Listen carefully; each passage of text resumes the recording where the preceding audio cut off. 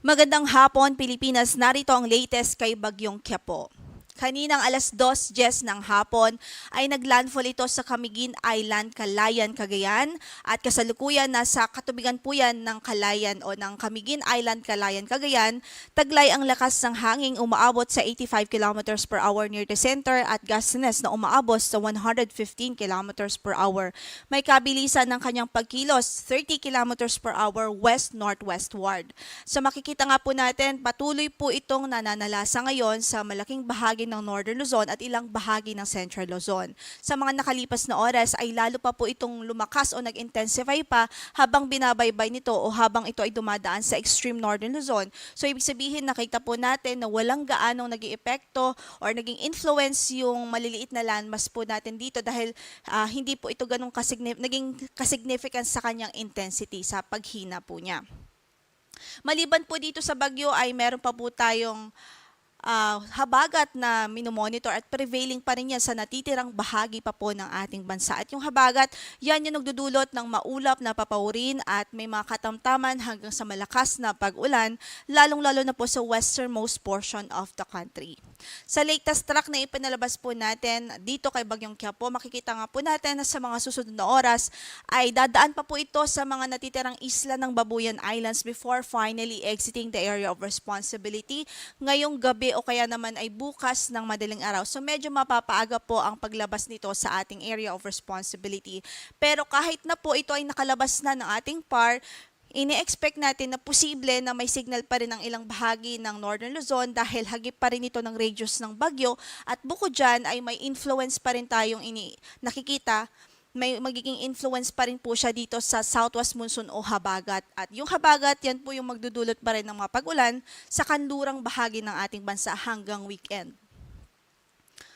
Kaugnay dyan, signal number 2 pa rin ang nakataas ngayon sa Batanes, northern portion ng mainland Cagayan including Babuyan Islands, northern portion ng Ilocos Norte at northern portion ng Apayao. At magbibigay na rin ho tayo ng heads up sa ating mga kababayan na once na naging severe tropical storm itong bagyong si Quiapo, kapag nag-intensify pa o lumakas pa ito, ay maaari po tayong mag-raise ng signal number 3 sa ilang bahagi ng Northern Luzon. Signal number 1 naman sa natitirang bahagi pa ng mainland Cagayan sa Isabela, Nueva Vizcaya, Quirino, the rest of Apayao, Abra, Kalinga, Mountain Province, Ifugao, Benguet, the rest of Ilocos Norte, Ilocos Sur, sa La Union, northern and central portions ng Aurora. Dahil naman po sa habagat, may mga gusty conditions pa rin tayong pwedeng maranasan sa malaking bahagi ng ating bansa. Ito po yung mga pamisang-misang pagbugso ng hangin, not directly caused by the tropical cyclone but caused by southwest monsoon or habagat. Sa araw ng bukas, ito ay pwede pa rin maranasan sa most of Luzon and Visayas, sa Negros Island region, Cebu, Northern Samar, Zamboanga del Norte, Sultan Kudarat at maging sa Davao Oriental. By Sunday naman, pwede pa rin maranasan yung mga gusty winds na ito sa Batanes, Cagayan, Ilocos Region, Zambales, Bataan, Quezon at maging sa Mimaropa Region. Samantala, in terms of rainfall o mga pag-ulan naman, meron tayong product na ini-issue. Ito po yung tinatawag nating weather advisory upang mabigyan po natin ng warning ating mga kababayan sa mga lugar na maaari po makareceive ng mataas o malalakas na mga pag-ulan. So sa kasalukuyan, pwedeng sa ating forecast, possible po yung 100 to 200 millimeters of rainfall dito sa Ilocos Norte, sa Apayao at maging sa Cagayan. Habang 100 o 50 to 100 millimeters of rainfall naman sa Abra, Kalinga, Isabela, Ilocos Sur, La Union at maging sa Benguet. Yan ay dulot po ng bagyong si Quiapo. Kasama po sa 50 to 100 millimeters of rainfall ang probinsya ho ng Batanes. So sa ating mga kababayan dyan, patuloy natin silang pinag-iingat, especially yung mga nasa low-lying areas, yung mga malalapit po sa ilog, mga very vulnerable po areas. Patuloy po tayong mag-iingat at maging vigilant sa bantaho ng pagbaha.